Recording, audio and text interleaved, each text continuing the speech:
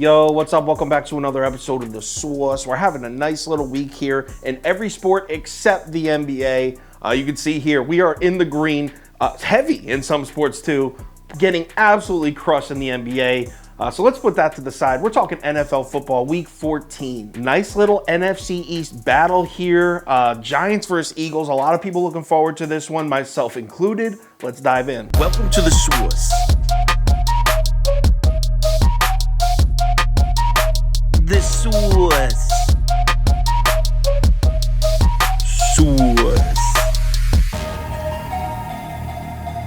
Hey, get the sauce. All right, Eagles on the road in the Meadowlands here. The look-ahead line for this game was Giants +6, but early action was all over Philly. You can see here on the charts. By Tuesday morning, this line reopens at Giants plus a full 7. Check out what happens, though. When this number hits 7, everybody goes and bets the Giants. A large majority of the money is now on the Giants. It's looking like the Giants by kickoff might be one of the most public bets on the board. So a complete 180 flip there. So let's cap this game. If you subscribe to this channel, you already know the first step. We're running the numbers through the model. According to the model, the line for this game should be Giants plus 4.79. That's a 2-point lean on the G-men. So let's start with some injury news because there are a couple significant ones here, especially on the side of the Giants.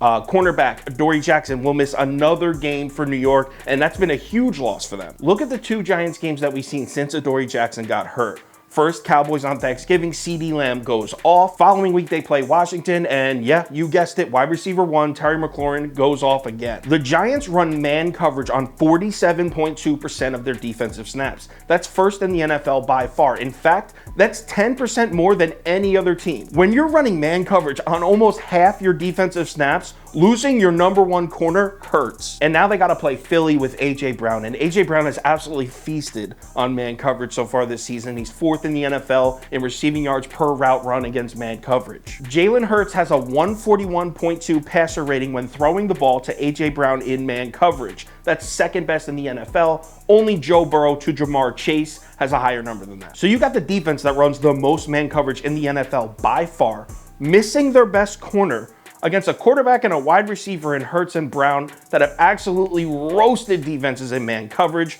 I mean, there's a reason that books have A.J. Brown's receiving total set all the way up at 71.5. Another significant blow to this Giants defense, Leonard Williams isn't going to play. We know how important he's been when it comes to stopping the run for that Giants defense. He's the second highest rated defender against the run on the Giants team. First is Dexter Lawrence. Keep in mind, this is an Eagles offense that's rated number 1 in the NFL in rushing efficiency against a Giants defense that's rated 27th in run defensive efficiency, and that's before the injuries. Now, what about the Giants offense against this Eagles defense? Obviously, the main talking point has to be Saquon Barkley. Not only is he the best player in the Giants offense, but we all know that the Eagles' main weakness on defense this year has been stopping the run. Couple concerns though. First up, Saquon Barkley's banged up right now. He's dealing with a neck injury. He missed a practice. He did participate in 2 limited practices, so I imagine he's gonna play, but is he 100%?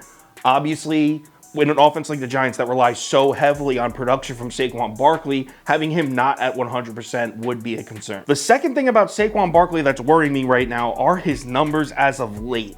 In the past 3 games, Saquon Barkley has 44 carries for 124 yards rushing. Total, 44 carries, 124. That's just 2.8 yards per carry. That's awful. That's unacceptable for your star player.